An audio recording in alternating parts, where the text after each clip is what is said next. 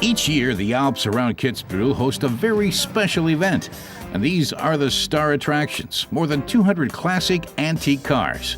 For 3 days, they transform the Austrian landscape into an open-air automotive museum.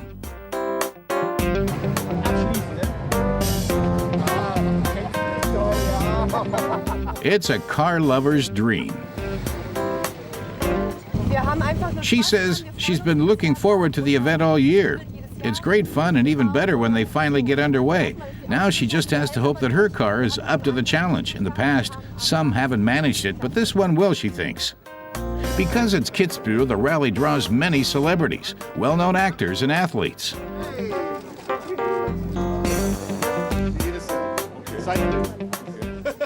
Skier Maria Höfel-Riesch is one of them. Nice people, she says, great cars, and it's a fantastic event.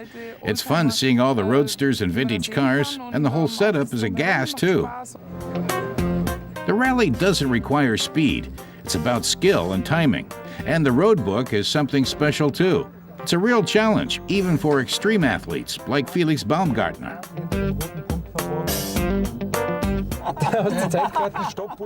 Baumgartner tells us how it works. There's a time card and a stopwatch. You have an unfamiliar car to contend with.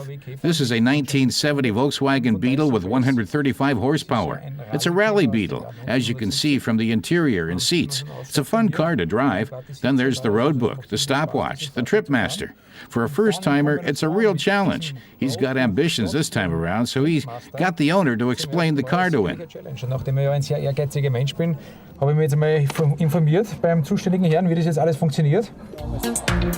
This year, race car driver Hans-Joachim Stuck has asked his son Johannes to go behind the wheel of his Golf GTI.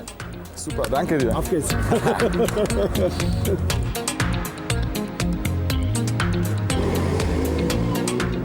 To get ready for the starting gun, celebrity chef Johann Laufer gives his VW bus some pampering. Ist das Salatöl? A top up with some old pressed olive oil. Nothing but the best will do. His baby is a Type 2 Volkswagen bus, a true original from 1967. This one is off-white and sports 44 horsepower. A great car to coast along the Alpine roadways.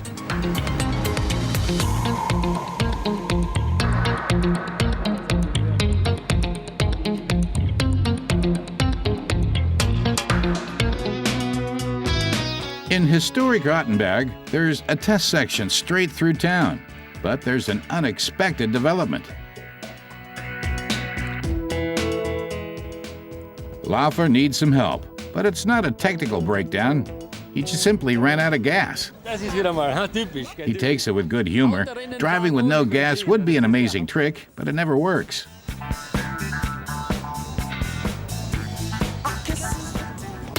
It's time to take on the Alpine passes. For the vintage cars, there's a real challenge ahead. The Großglockner High Alpine Road. 14 hairpin turns up to elevation 2,400 meters. Some of these beauties are 70 years old, so the incline really puts them through their paces. And what do the drivers get out of it? He says it's all about the pleasure of driving. He agrees the weather could be better, but he'll manage. This driver says it's about the cars. An antique car will outlast them all. It'll even be around for the next generation. If anything goes wrong with the car, you can always fix it back up again. This incline takes the engines to their limits. On the way back down, it's the old drum brakes that need to show what they're made of. And then there's the time cards to contend with. At most antique car rallies, it's not about speed. You have to do each leg in a specified time, and there's penalties for being too late or too early. The Großglockner is supposed to take 23 minutes and 9 seconds.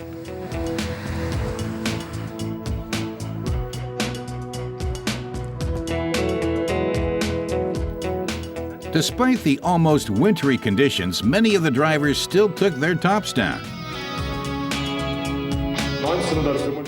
Finally, the cars crossed the finish line in Kitzbühel, with thousands of fans here to greet them. Open-top race cars, elegant coupes, roadsters, sedans, it's all here. Then there's the beautiful landscape and the charming Alpine town. What more could anyone ask for? This man agrees. True antique car buffs want to show off their cars. They don't want them to just sit in a garage somewhere. So a rally like this, where everyone's thrilled to see the cars and enjoy them, is a fantastic experience. Das freut mich auch. Und deshalb machen wir es.